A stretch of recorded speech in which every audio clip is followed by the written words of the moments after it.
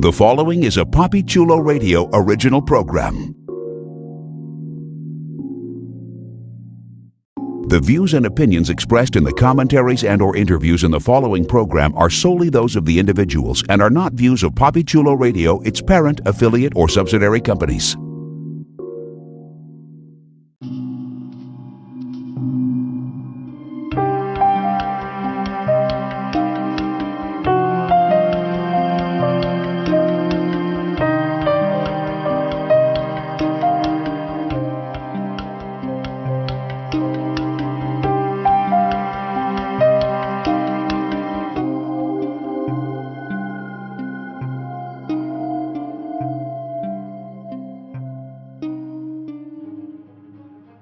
Welcome to the Silver Bells Murders, the unofficial American Gothic internet radio show exclusively on PapiChuloRadio.com.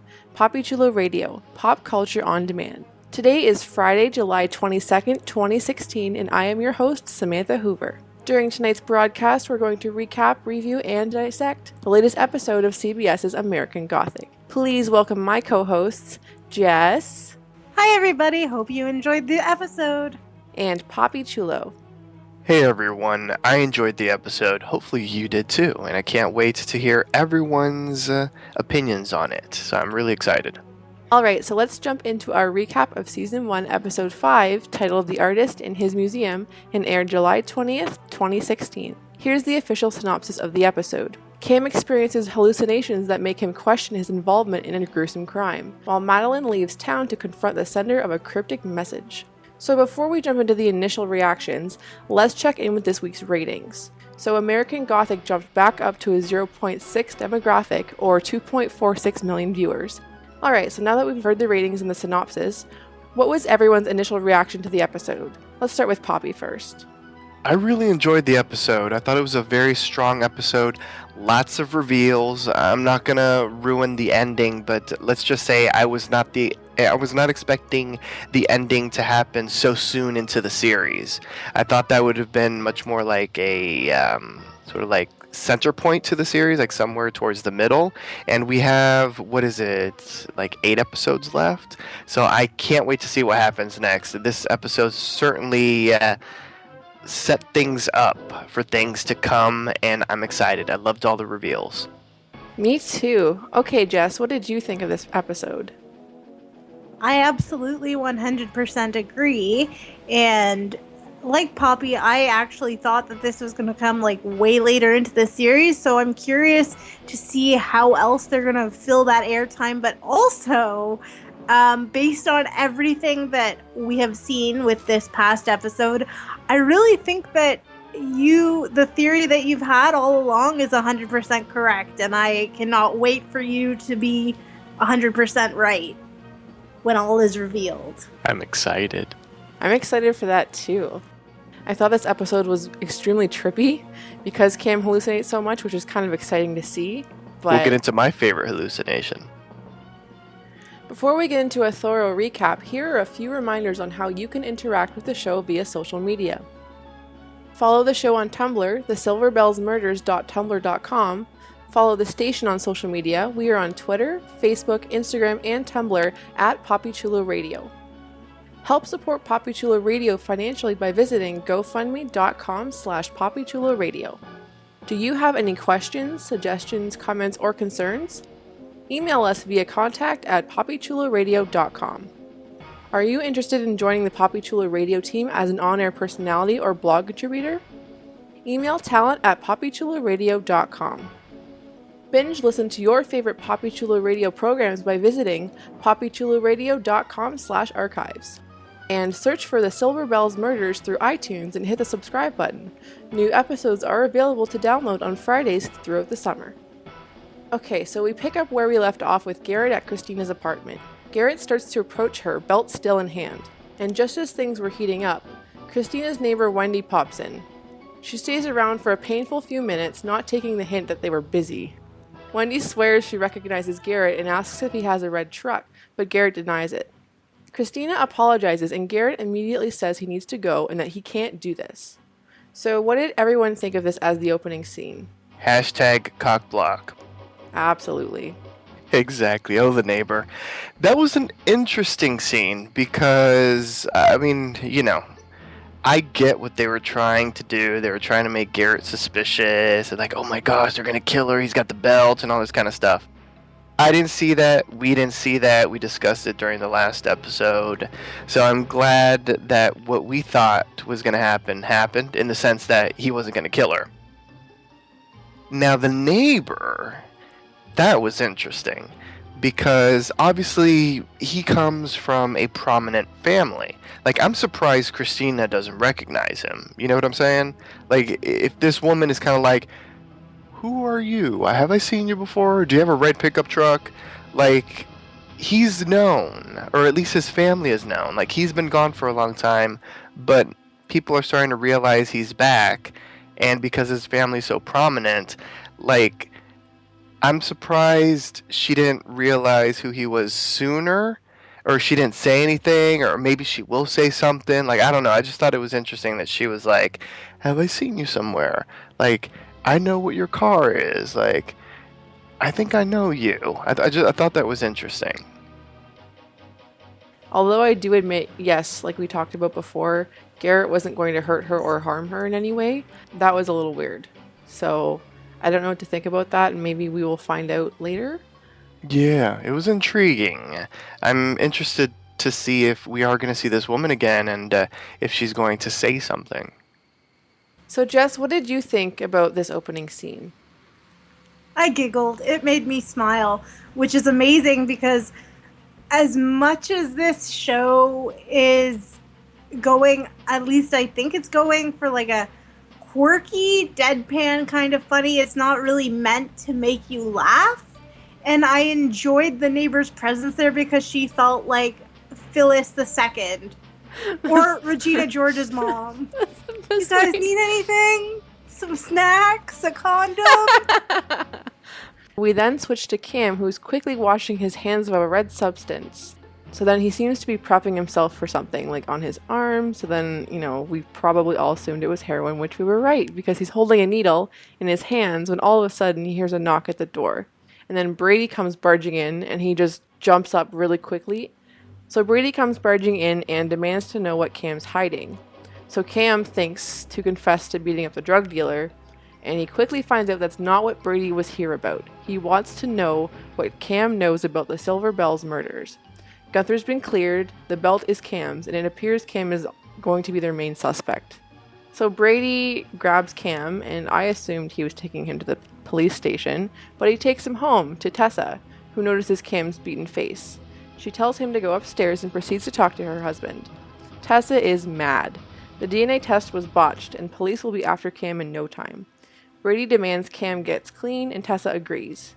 He then says this could all be over if she submits a real DNA sample and takes out Cam's heroin needle. Brady will only submit the DNA if Tessa gives him permission. He almost lost his job because she screwed with the DNA last time. Tessa says no and tells him to leave our family out of it. Okay, so I have two questions. First, did you suspect Cam was guilty when Brady confronted him? Second, do you think it was suspicious that Tessa is still denying Brady the right to her family's DNA?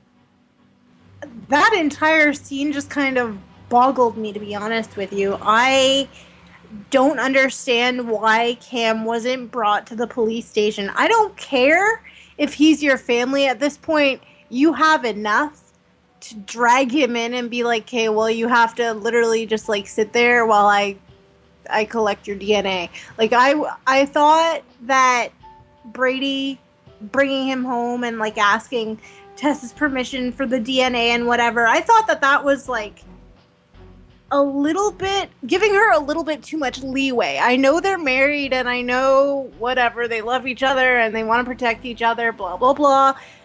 But there's a murderer that you need to catch, Brady. Why are you asking? Like, if it was me, which probably makes me a horrible bitch with emotionally stunted priorities, but if it was me, I would have just taken the needle and tested it and fucking not told Tess, because she doesn't deserve to be told anything.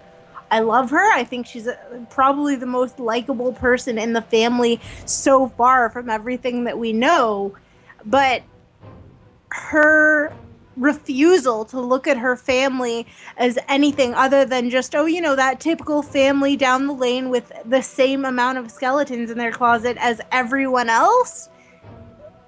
No, it doesn't work for me. And I thought that Brady was too nice. If it was me, I would have been a little bit more ruthless. As for whether or not Tess is guilty by her refusal, I'm not sure if she's guilty or if honestly she's just naive about the whole thing. I honestly can't tell. Yeah, I mean, I like her, but every time she says no, I start to hate her. Huh. She is very likable, but her disposition to like protect her family, and she knows that Brady almost lost his job and she still says no. You're hiding something for sure, and Brady should just have not asked for her permission.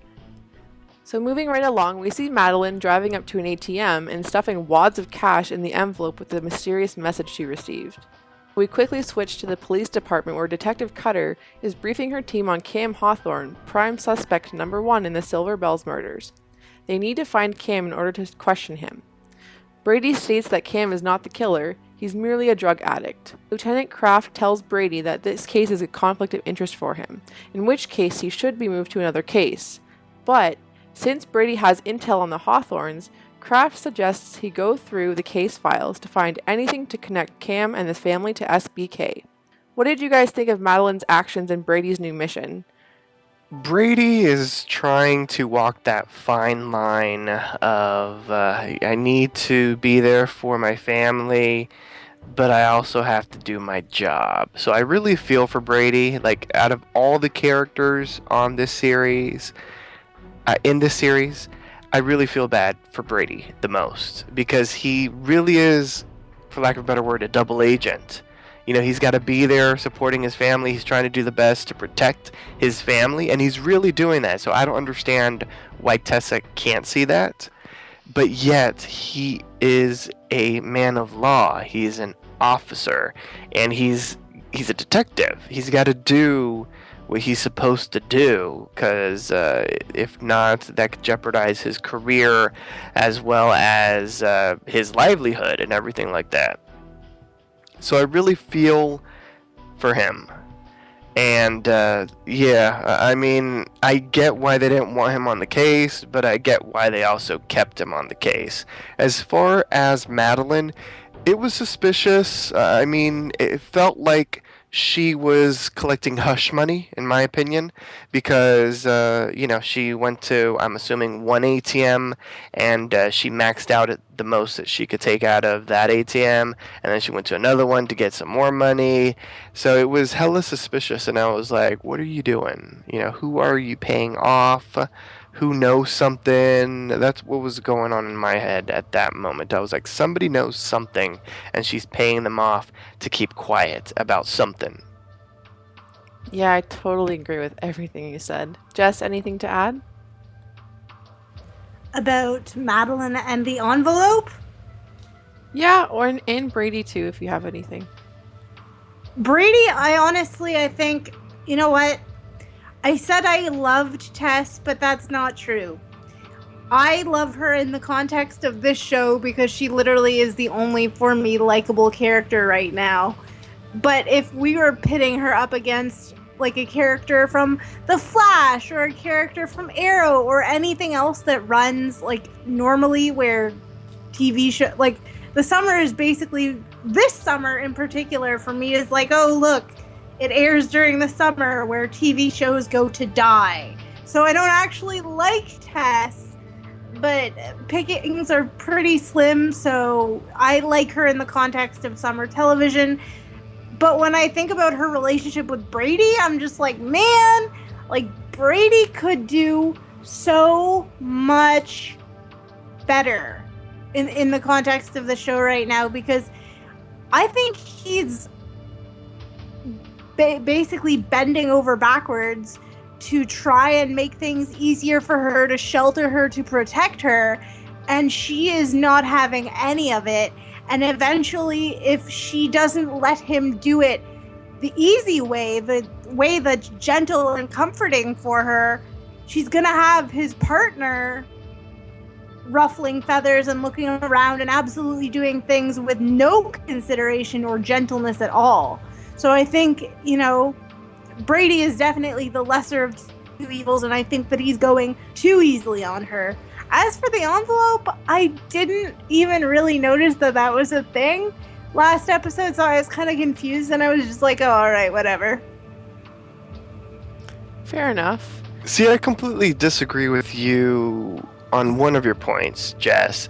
I feel like Tessa was likable in the beginning, and I feel like, especially after her more recent actions within the past 2-ish episodes, I feel like Brady has become the most likable character on the show and the character that you're rooting for, at least in my opinion. That's fair. No, that's fair. But, I'm talking about, okay, compare Tessa to somebody like Lydia or Iris, season 2 Iris from The Flash. I would pick Lydia from Teen Wolf or season 2 Iris over Tess any day as a character, just because I don't see that development in any of these characters that I would normally kind of expect from a television show, but also maybe they're written that way because this family is awkward and stilted as fuck.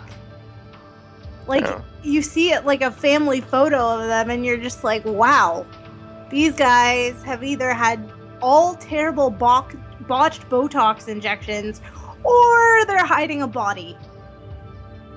That's interesting. Well, I liked Iris on season 2 of Flash, and I have no idea who this Lydia is, but from Teen Wolf. But yeah, no, that's what I'm saying. Lydia from Teen Wolf or Iris from season 2, definite examples of what I would expect from a character and development, and characters that I actually genuinely love. After American Gothic ends, I'm not gonna go back and think, oh, Tessa was such a great character. It's probably just gonna be oh yeah, Tessa was okay. Love Brady though. Would definitely hit that. Okay, so moving forward, we meet up with Cam, who is starting to have hallucinations. So he goes into the bathroom and opens the cabinet to find hundreds of silver bells falling onto the floor. That was beautiful. It was. He slams the cabinet shut to see Mitch in the mirror's reflection. Mitch then says, I need to show you the body. Cam appears to be led by Mitch down the stairs, but Tessa only sees him stumbling to walk. Mitch tells Cam he can't run from it. Cam falls back and knocks Tessa in the face. The doorbell rings and everyone panics. It's the police looking for Cam. Garrett shoves Cam against a wall while Tessa opens the door to speak with Detective Cutter. Mitch then tells Cam he knows what he saw. Cutter asks Tessa where Cam is, and she proceeds to say that Cam doesn't live at the Hawthorne household. Meanwhile, Cam flashes back to his teenage self, who mentions something about a body. His teen self tells Cam to look at the body, and Cam refuses. Garrett pleads with Cam to be quiet and puts a hand over his mouth. Cutter asks to look around, despite having no warrant. Tessa threatens to call the family lawyer if Cutter steps foot in their house, tells her to have a nice day, and shuts the door in her face. What did you think of Cam's hallucinations? Were they just hallucinations, or was there some truth to them? Truth. Lots of truth. The whole truth. Nothing but the truth. Well, I don't know if it's the whole truth, but certainly his version of the truth. Obviously, he saw something. It's been haunting him. Maybe it was one of the reasons why he started doing drugs extra hard. I don't know if he was already using at the time that he saw what he saw, or maybe he was starting to use, and maybe that's why he thinks, did I see it? Was it drug induced? But I feel like he saw something. This is now coming back, especially because of all of the Silver Bell stuff that's been going on. So it certainly triggered this memory, and it doesn't hurt that he broke into the therapist's office and he saw that clip where he was like, we need to talk about the body, or, I want to talk about the body, or I don't want to talk about the body. I forget what the exact line is, but it was something about the body being the two key words. So yeah, so something is floating back to the surface that he hid deep down inside all these years, trying to suppress it, but the withdrawals are not allowing that, unfortunately for him. So moving ahead a little bit, Tessa finally gets a hold of her mom and asks where she is. Madeline says she's at the spa, and Tessa fills her in on what's happening with Cam. The phone connection starts breaking up, so Madeline says she'll be back soon and hangs up. And we see that she's actually in a restaurant in Pennsylvania. Switching back to the Hawthorne house, Allison arrives home to check on Cam, who isn't doing too well. Cam's concerned that his recent setbacks will affect Allison's campaign, but surprisingly, Allison tells him not to worry about that. She says she loves him and regrets being too tough on him in the past. Tessa tells Allison where their mom is and says she needs to go to work, which will leave Allison and Garrett alone together. Tessa is sure that the two can put their issues aside for the good of their brother Cam. So 2 questions once again. First, was Allison's reaction to Cam surprising in contrast to what we've seen of her? And second, were you surprised to learn that Garrett and Allison have issues? Sorry about that. I was actually surprised. I had to actually, because I wasn't fully committing my attention to the screen at that point, so I actually rewound during the Allison and Cam scene, and I was like, whoa, Allison is being nice to someone that's not going down on her. This is odd. It was a very tender sibling moment that I did not expect at all, especially not from her, but I feel like she is a more complex character than just the stereotype that we've been given, and I really, really want to see more of those layers, because Ice Bitch Allison was cool for the first, however many episodes, but now it's time to introduce some depth. Yeah, I feel like she's the last person on this show that she's the least to all of a sudden just see this ounce of passion and compassion for Cam. It was kind of weird. Poppy, what did you think? Yeah, that was a total shock because we've seen her interacting with Cam in the past. I mean, in particular, I think the scene that instantly, comes to memory is that scene at the fundraiser where she was basically you need to get your shit together. And they have that heated, intense discussion in the doorway during the event.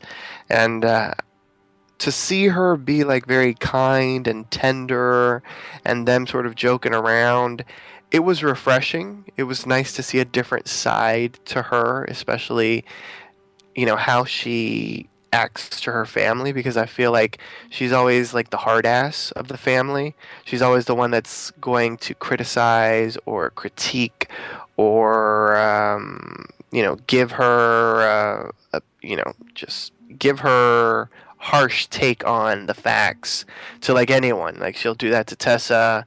Obviously she's done it to Garrett and to Cam, and so it was nice to see that she has a tender side with her siblings. And it was surprising to see Cam joking around with her and all that kind of stuff. So it was refreshing.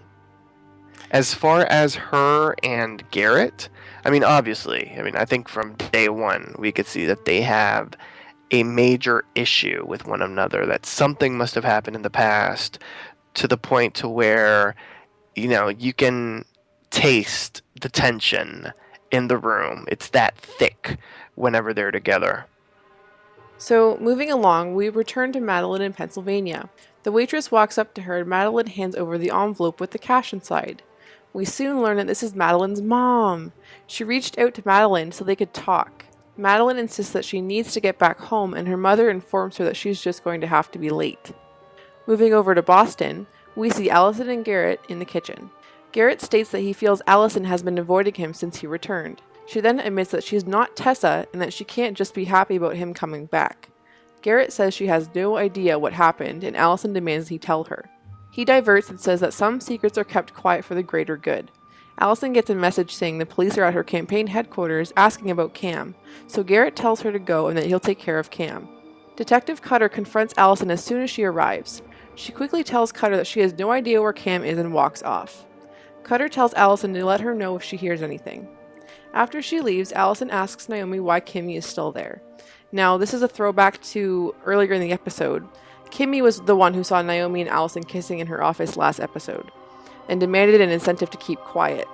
So it appears that Naomi gave Kimmy a promotion and a new laptop to shut her up, and Allison is not happy about this.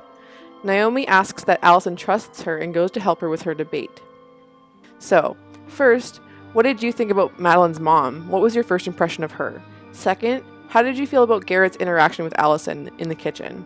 And third, did you think Naomi's decision was appropriate given the circumstances? The mom was interesting because I kind of expected her to be that way because Madeline is very put together. And it just made sense that her mom would be a mess. You know, she's that put together because she had this example growing up. And so she doesn't want to repeat that example with her new family. So that, like, all of that clicked for me. As far as, let's talk about Kimmy, that was surprising to me. I don't know if I were in Kimmy's shoes, if I would want a promotion. I would have been like, give me hush money, $2.5 million. I won't say anything. I'll disappear out of your lives. Bam. Because that's something that you can guarantee will not come back and bite you in the ass as far as like the blackmailer. Because if you're the blackmailer and you're still in the universe of the blackmailee, like the blackmailee can try to get the upper hand so that you don't get anything as the blackmailer. So Kimmy, the millennial, you made a big mistake, baby. At least that's my opinion at that time, because I was like, why would you take a promotion? It was just, I was like, no, you take the money and run. And just a laptop, really? I don't think so. But anyway. And as far as Garrett and Allison in the kitchen fighting over what has better potassium, I like the scene because it's starting to sort of chip away at them, and we're starting to understand their relationship a bit more, because before it was very animus, and we didn't really understand why they were that way to each other. They were very standoffish and they weren't really talking. So now they're talking. So I have a feeling that the layers are going to start to be pulled back and we're going to understand what exactly happened to them. And I'm interested in seeing that because I like the relationships in the family. Like, obviously there are certain siblings that like each other better than others. And it's interesting to see why that is. Jess, do you have anything to add to either of the three questions? As soon as I saw Madeline's mom hustling that poor father and child, I was just like, I really hate you. I really hate you. And, it's no surprise. I finally, I was always kind of wondering, what was Madeline's background? Was she raised to act like she's got to stick up her cooch at all times? But that her mom being the way she is completely makes sense. I agree with Poppy on that front. She completely distanced herself, or tried to distance herself, from her mother's specific brand of toxicity, and I almost felt something like empathy for her for one tiny second. It was not even a millisecond. Almost, sort of. I don't know what happened. My feelings radar went wonky. As for Kimmy, oh my god, she was annoying too. I wanted to punch her in the face. I wanted to be like, could you not, she was just so, smug and rude, and I think that, she got what she deserved in terms of, what happens later and everything. But also, I was shocked at the lady balls that she grew and that she had the gall to try and blackmail her bosses. I thought that was really not admirable at all. I was just like, wow, Kimmy, you have outshone my hatred for most of the Hawthorne family. Good for you. I hope we never see your disgusting face again. As for Garrett and Allison, I liked that scene. I agree. We haven't really seen much of their relationship other than, Allison kind of being a mini Madeline with her brother and just kind of shutting him out and basically radiating the body language, the verbal cues, like, I do not want you here. Please go back to your creepy Maine forest and, like, sleep on the ground somewhere. Just don't be anywhere near me or my family or this family. I would like to disown you and or pretend that you don't exist, sort of thing. So it was nice to see that bonding experience, but it also made me curious because Garrett said you used to be fun. So I'm thinking, like, was there something? I mean, obviously, you know, with Cam's hallucinations and all that, you have to wonder, like, Allison was obviously affected too, but what did she used to be like before all of this happened? I think that just solidifies that she knows something, and she completely, in order to, like, keep it to herself and stuff it down into the bottommost, like, inner drawer that she could stuff it down to and pretend that, like, everything's hunky-dory, I think she had to become a completely different bitchy person. And I am actually really interested in finding out what she was like prior to, you know, the Allison that we have met and always known on the show. So I would actually really enjoy if they set up, like, a flashback episode and had everyone, you know, prior to the series start, just kind of interacting like a genuinely, actually normal family. You know what I mean? Yeah, and it's kind of like Allison did the same thing that Madeline did, only Allison hasn't met Madeline's mom. And it also depends on what Garrett defines as fun. That was kind of questionable because, yes, he has a dark demeanor, so I don't know what he thinks is fun and what he's referencing in fun to Allison. Okay, so speeding along, we see Cam once again, but this time his hallucinations are stronger. He stands up and walks out of his room, where Jack appears with his unique puppet chanting about a body. We have Jack saying this interesting rhyme, which I thought was interesting. And so I feel like it was important. It was like, gin a body, meet a body coming through the rye. Gin, gin a body, meet a body coming through the rye. And he keeps on repeating that. Gin a body, meet a body coming through the rye. And gin a body, meet a body, gin a body through the rye. And it just goes over and over and over again until it just starts to not make any sense. Well, it didn't make any sense in the beginning, but I have a feeling that's going to be important for some reason. Thank you, Poppy, for chanting for us. I enjoy chanting. So while this chanting is going on, Cam's eyes are blurring in and out of focus. The room is spinning and he can't seem to get away from his son. He then bumps into what looks like his frogman drawing, only he's hanging in the same position Gunther was when he was found dead. Mitch then pulls back a curtain to show someone dragging a body down the stairs. Cam then snaps out of it and he's back in his bed.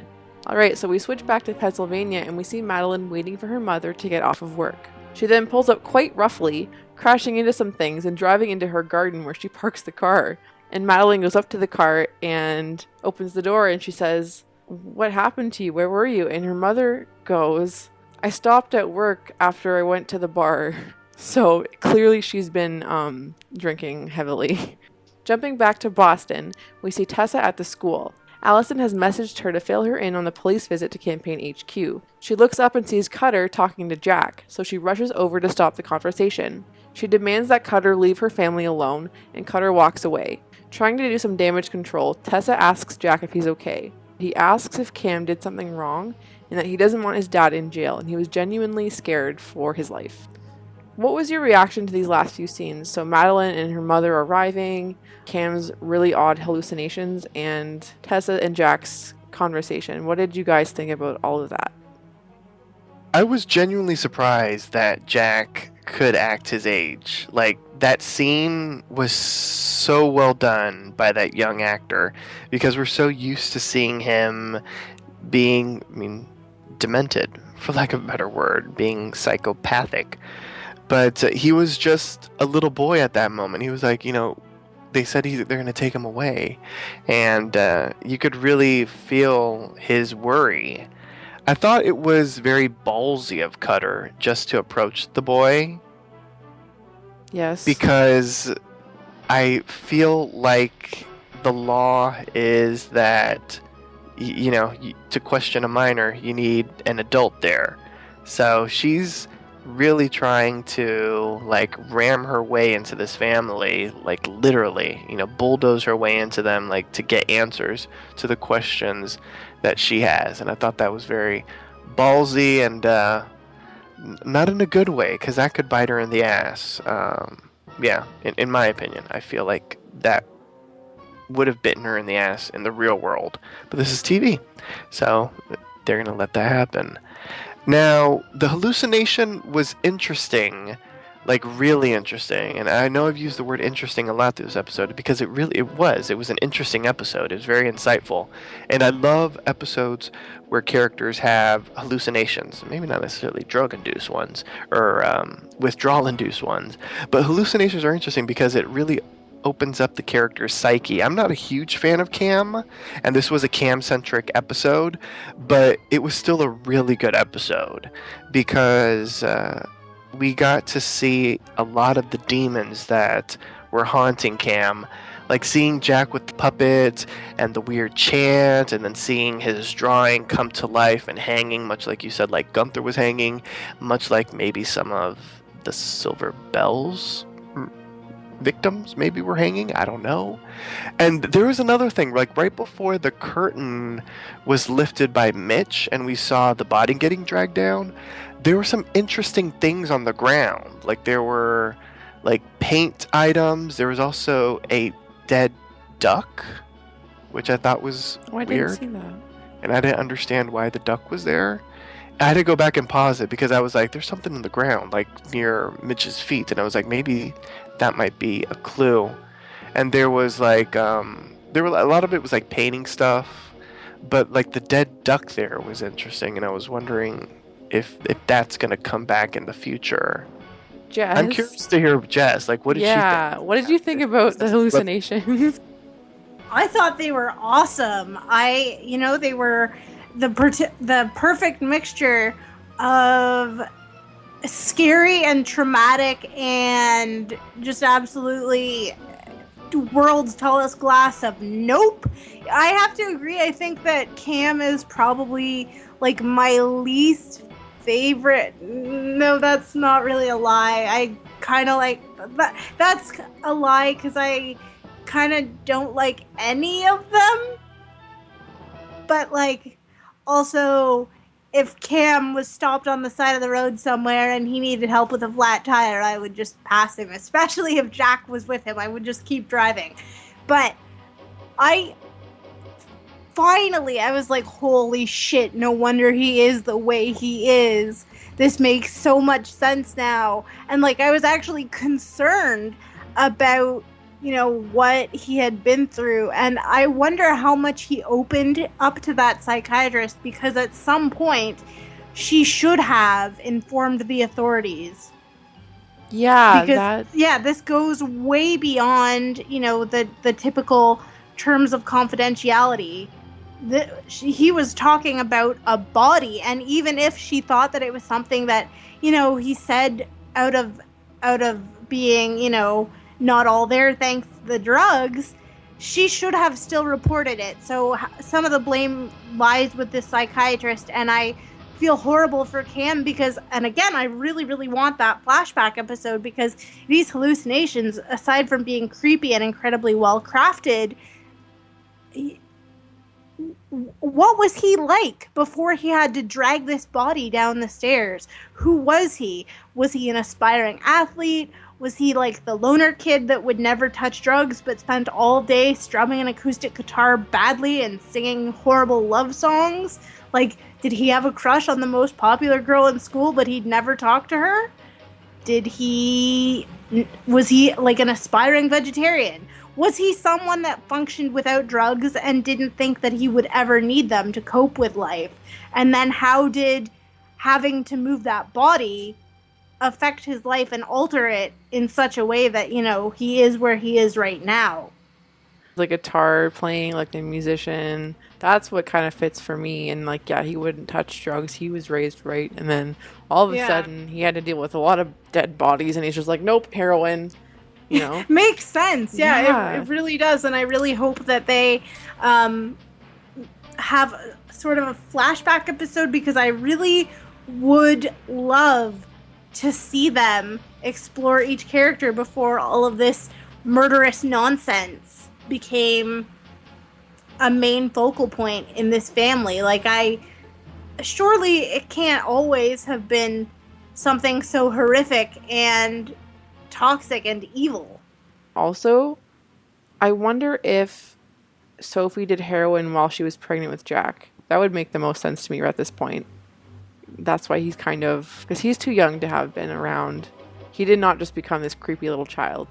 Yeah, he was born that way. He could not have been around, because that was like 14 years ago or 13 years ago. Wait, no, it was 2002. So yeah, so about 14 years ago is when it ended, and he's 9.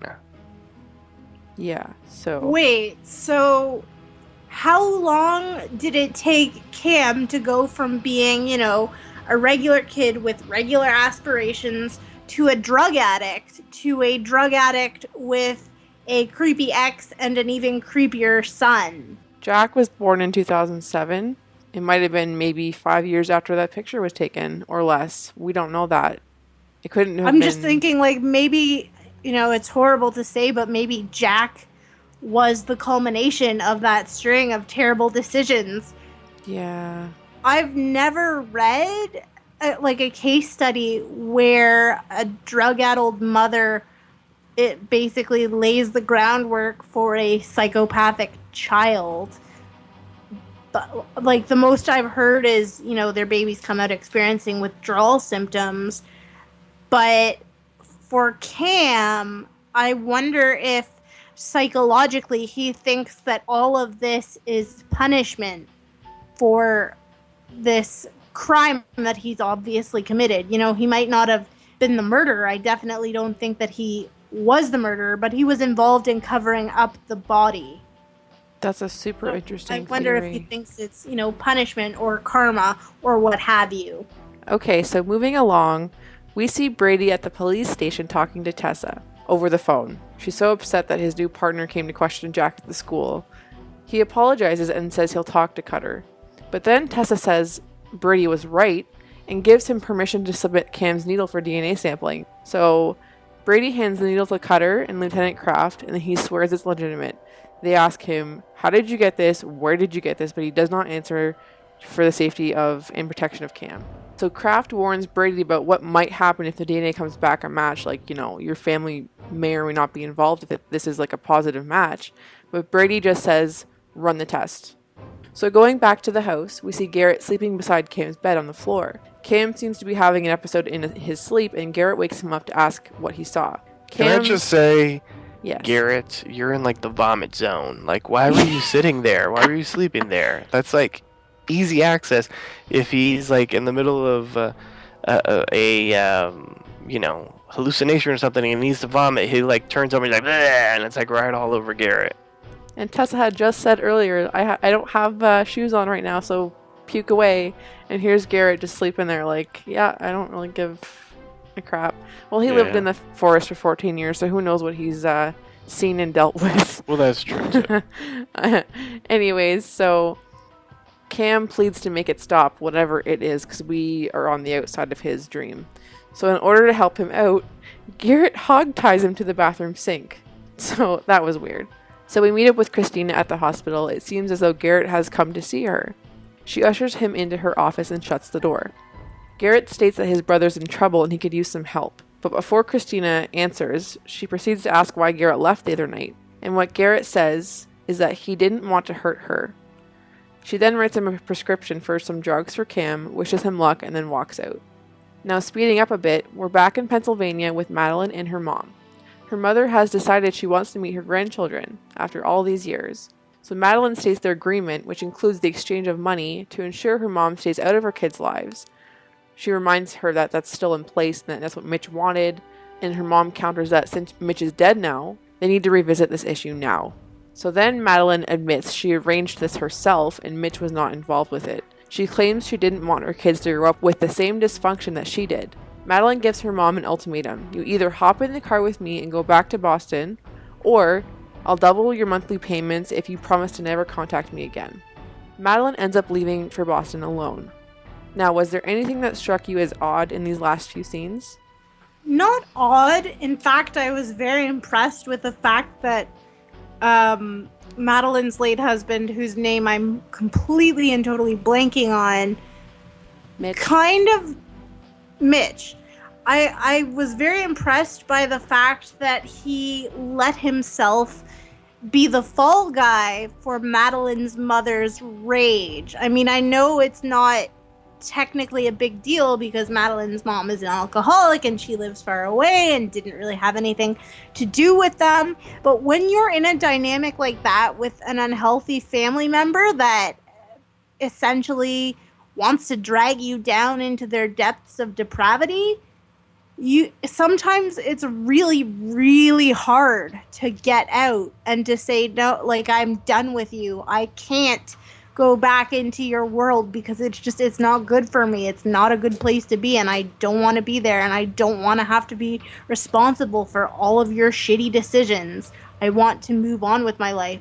Sometimes it's really hard to do that. So for Mitch to step up and be like, look, I don't want you around, like, you don't want to be around your mom, but, you know, you're not sure if you'll be able to say, you know, I don't want to be around you, and then have her feelings hurt, and then you're going to maybe, like, go back to her or, like, try and include her in your life somehow. Just let me be the fall guy. Let her hate me and think that I am the reason that she has no contact with you or her grandchildren. I thought that that was really nice. And also, I wasn't really surprised about Madeline's mom basically extorting her for more money, but I was sad about that. And honestly, if it was me, I would have been so angry. I would have found a way to cut her off completely.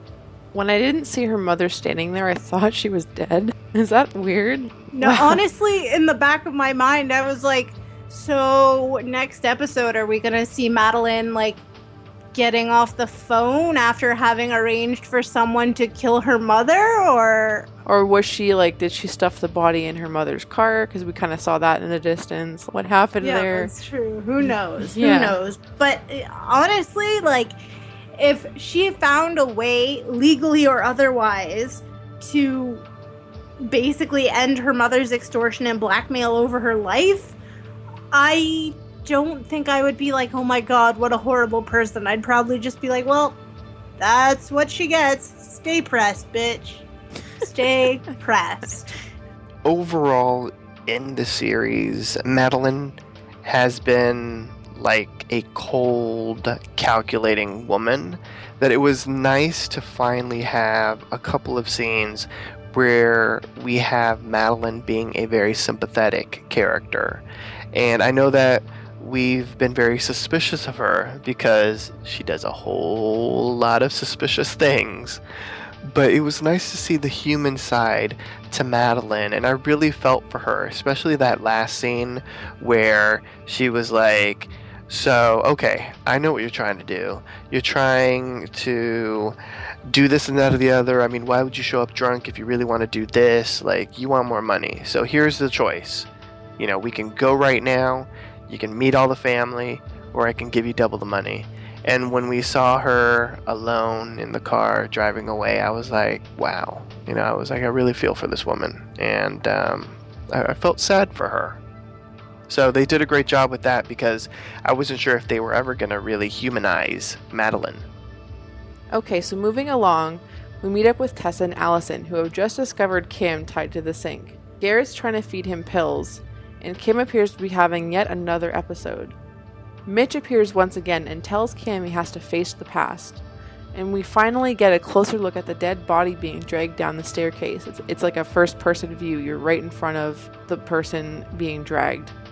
And one of the spindles on the staircase's handle, it breaks as the body is being lugged downwards.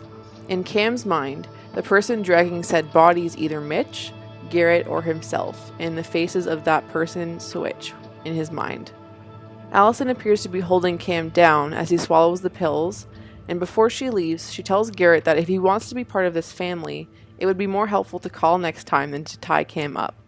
Going forward, we see on the news that Mayor Conley's files have been accessed by a certain Hawthorne Price staffer, Kimmy.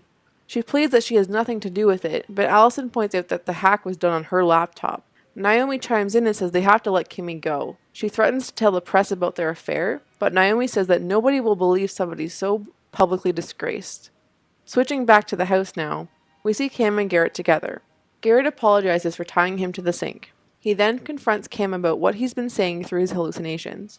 Cam admits to seeing several disturbing images from his childhood come back to him, and they're kind of coming to life now. He's starting to think everything he's seen is real, but Garrett assures him none of it is. So 2 questions. First, what did you think of Naomi's plan to deal with Kimmy now that we've seen the outcome? And second, do you think what Cam's seeing is real? I thought the plan was really good. I would not have guessed that that was the plan when we initially saw that Kimmy was still there and she had the laptop. So kudos to Naomi for thinking like 20 steps ahead. Stupid for Kimmy, though. Like I said, not that I've ever blackmailed anyone, but if I were to blackmail someone, you take the money and you run. I mean, that's what you do. Period. I'm just saying. Hashtag it, people. Now, as far as Cam and Garrett, yes, the visions are true. I feel like Garrett knows something, and that's why he's like trying to be like, oh no, of course, it's just a hallucination. It's okay. You're having bad dreams. It's drugs, the withdrawal. No, I don't believe you, Garrett. I feel like you're trying to do things for the right reason. And I know that you weren't the one dragging anything. Or maybe you were. We'll get into that when I get into my theory on who the killer is. But yeah, 100%, those visions are capital T, capital R, capital U, capital E. Underline it like 20 times. All right, Jess, what do you think? First of all, that stupid bitch got exactly what she deserved. I was clapping when she was ousted from the company. I was so excited. And I don't particularly know why. But whatever. I guess I was just in a vicious mood.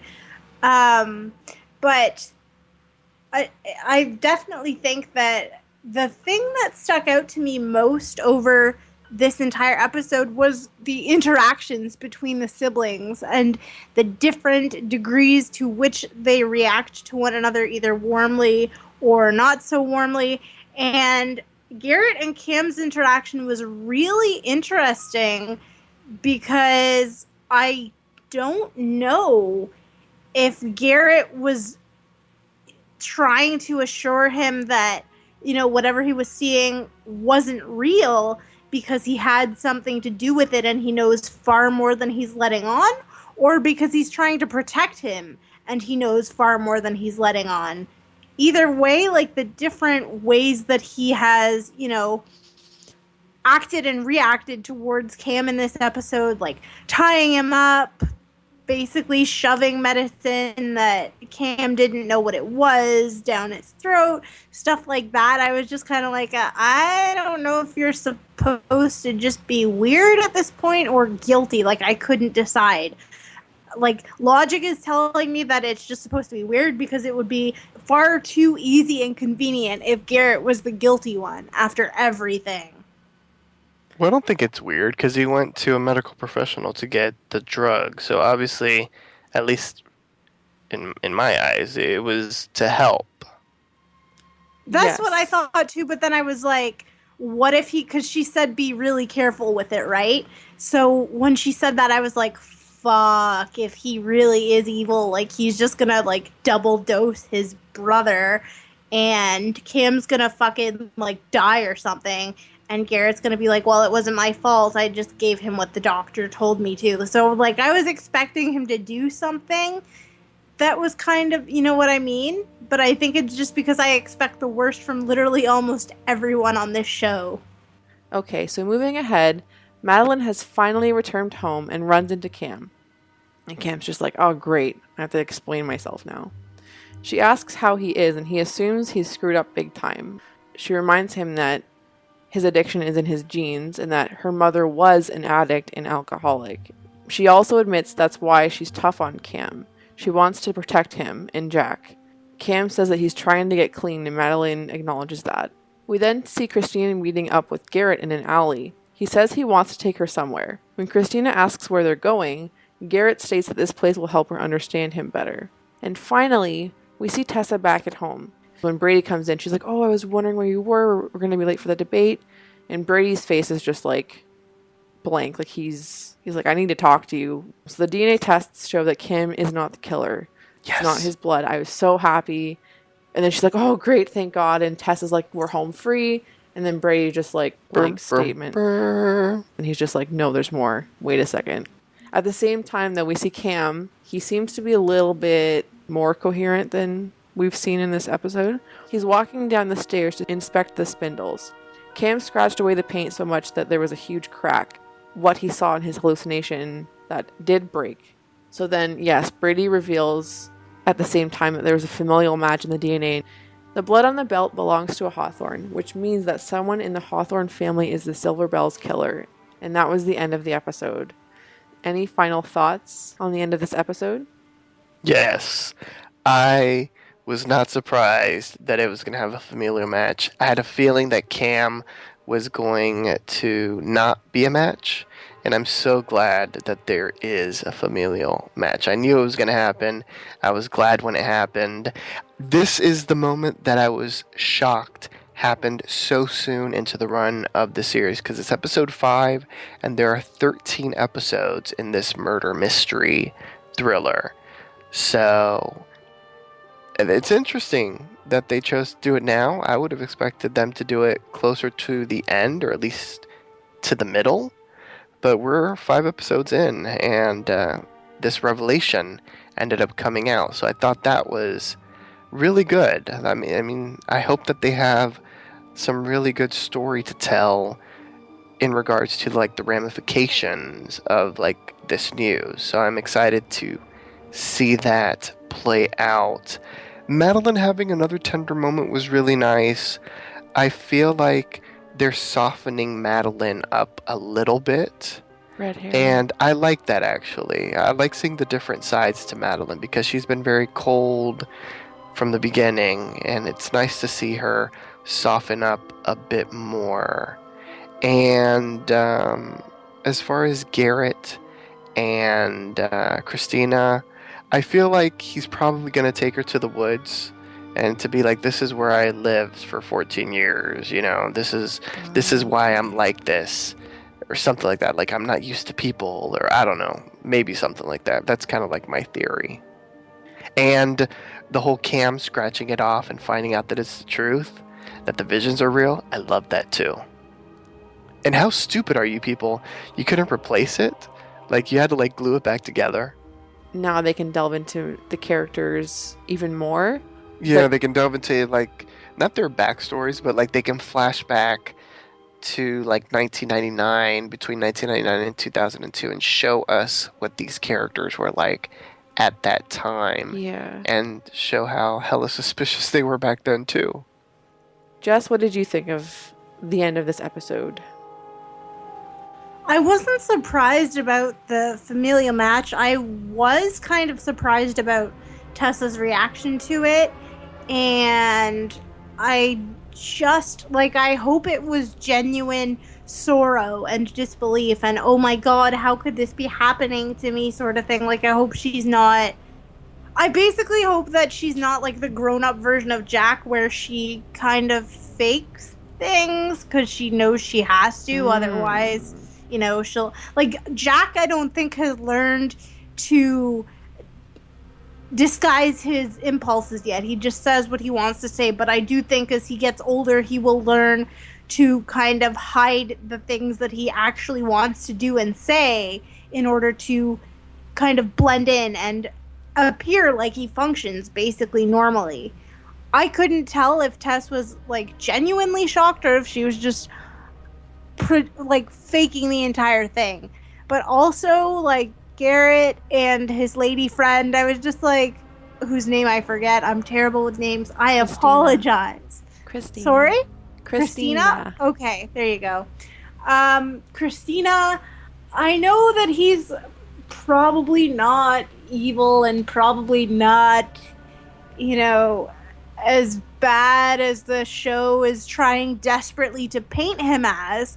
However, the way that he enticed her to join him was definitely giving me creeper vibes. I literally would have been like, yeah, why don't you just come back in the daylight and we can go somewhere where there are other people around?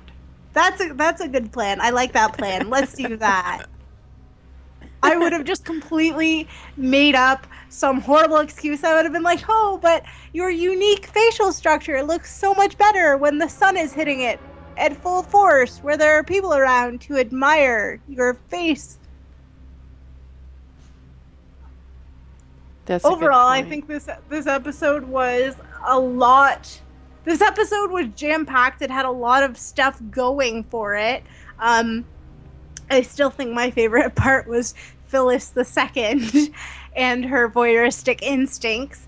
But this episode, it just, honestly, it was like a double stuffed Oreo, and I'm not quite sure how they are going to outdo themselves next week with, the information dump and moving the plot along. But I really hope that it continues at this pace. I really hope that it doesn't drag or fall along into a slump or anything like that, because I definitely really did enjoy what they had to give us this week. I liked all of the different layers that the characters were shown to have. I appreciated that we got more of Madeline's backstory, and Allison actually reacting like a sister for once, instead of like prior to, she had reminded me of like a businesswoman that kind of married into the family but had no idea what the fuck was actually happening. She's like, why am I surrounded by these people? They're all stupid. I need to go home. But she's one of them. Exactly, right? Like, honestly, I'm like expecting her eye to start twitching and being like, I really hope to God the dysfunction does not catch up with me. You people are all sick and I deserve to be at home without my pants on watching Netflix. Or, her husband and Naomi, because I think her husband was totally into that. Typical white guy, like, oh yeah, like I like lesbian sex, but you cheated. Let's ignore the fact that you cheated. Let's ignore the fact that, you just completely stepped outside of our marriage vows. But again, we don't know if that's normal for them. Like, for all we know, he also has a lover on the side, and maybe it's a dude. Like, we don't know because we're not given much of him as a character. And I actually think that it would be kind of fun if he had more to do with the murders than, like, because nobody is suspecting Allison's husband right now, and it would be kind of delicious in a really warped way if, like, he and Allison were set up by Madeline because, this husband has something on the family, was somehow involved with the murders. So Madeline's just like, all right. This is going to be like Romeo and Juliet, but it's going to work. We're going to get married. We're going to keep all of our secrets to ourselves. You guys do you, but just literally just do you together. You know what? Do each other. Just do each other. Get out of my hair. I don't want your nasty little secrets and your freaky deaky little world ruining my perfection. Okay, so since we've finished our recap, it's time to rate this episode. You may rate this episode on a scale of 1 to 10 silver bells, and I'll start with Poppy. What are you going to rate this episode? I rate this episode 9.5 silver bells. It wasn't perfection for me, but it was damn near close to it. I thought it was a beautifully done episode. Lots of great acting, lots of great reveals, lots of information that we need to know, especially if we're trying to figure out who the killer is. So overall, an outstanding episode, near perfection for me. Wow, that's the highest score anyone's given it thus far. Okay, so we have a 9.5. Now, Jess, what are you going to rate this episode? 7.8 silver bells. Can I ask why such an odd number? We don't have an eighth of a bell. Can we like ring it 8 times but not officially add it to my pile? Sure. That's a thing. We just made that up, but it's a real thing that No. we can do. You know what? I really liked the episode, but I feel like the harshest critic on a lot of the shows that we watch. Like, I don't remember if anything that I have ever rated has been given a full-on 10. And I really did like this episode, but for me, it's not like, oh my god, I couldn't even get up to pee because this episode was so amazing. Like, you know, I paused it a couple times to go let the dog out, eat, do some other stuff, and then went back to it, whatever. It was still great, but it just wasn't like, oh my god, I'm literally sitting here, like, gripping the armrests of my chair, dying. I need to know what happens next. But I really did like the character development, and I really did like the direction that things went in, and I really hope that it continues because they may just get 10 silver bells from me overall. Probably not, but like maybe. Okay, so we have a 9.5 and a 7.8. I'm going to have to be in the middle once again and say I'm rating it 9 silver bells. So there were a lot of major character and plot developments all tied into this episode. I really liked seeing Madeline's mom. For the short period we did see her, and I will have to leave out one bell because our dear friend Phyllis was not with us today. Overall, yes, 9 silver bells seems pretty accurate for how I felt about this episode. Now, onto my favorite part of the podcast, the predictions. Who do you think the Silver Bells killer is? Now, I'll remind you, you only get one guess, so make it a good one. Jess, who do you think is going to be the killer? Oh man, I'm gonna go. I'm gonna stick with your theory, Sam. I really liked it, and I'm gonna say that it was probably Madeline. But it was also weird to me that Cam kept seeing his father, and his father was the person that kept being like, Cam, like, you have to look at this. You have to face up to it. He was doing the dirty work for her.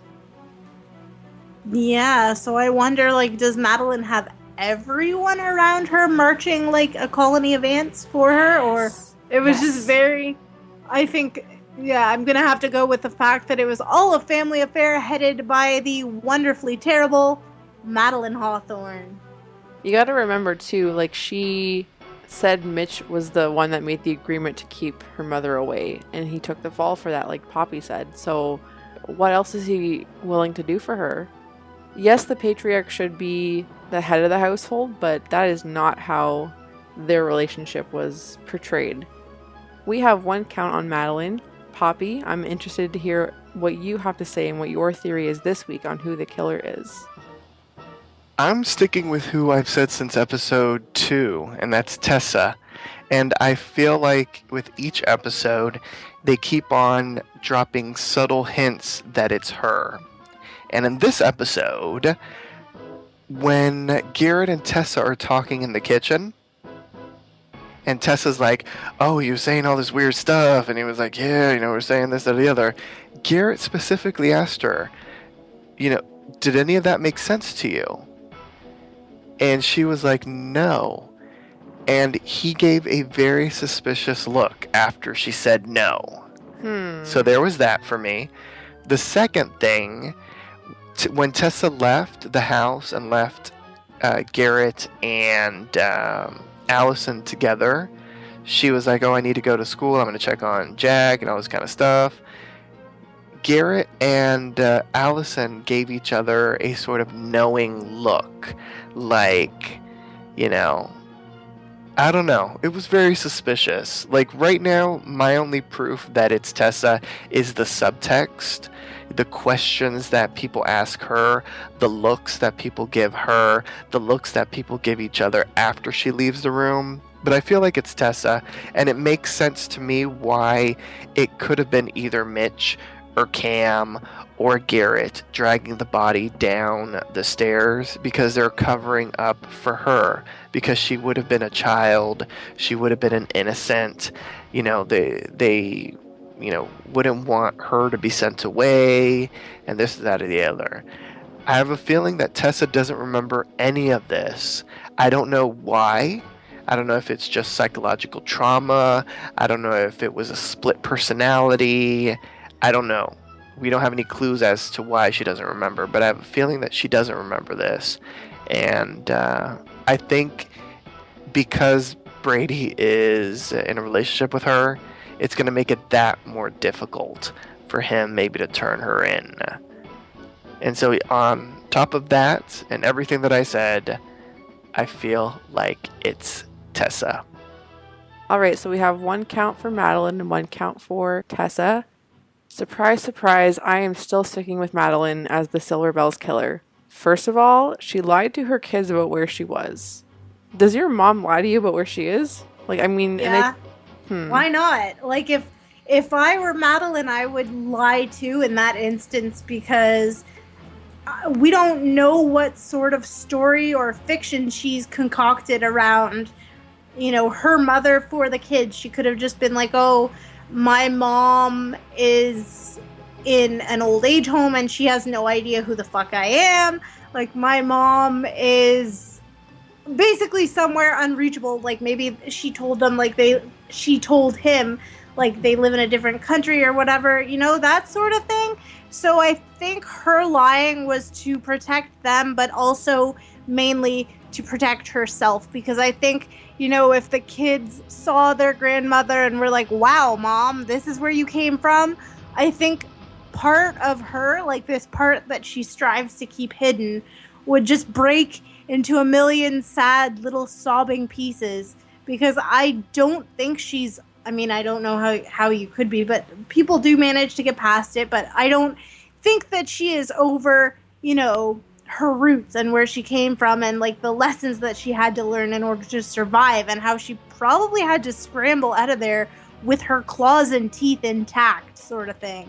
So I think that I don't approve of it, but I understand why she lied. I do think there's something more behind that.